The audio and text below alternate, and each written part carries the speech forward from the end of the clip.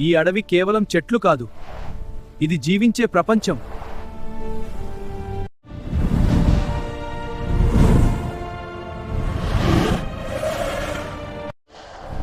ప్రకృతిని గౌరవిస్తే అది మనల్ని కాపాడుతుంది.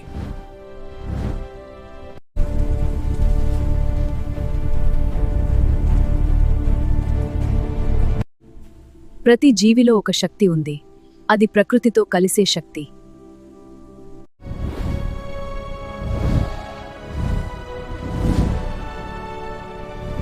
మనం ఈ భూమిని కాపాడకపోతే భూమి మనల్ని క్షమించదు.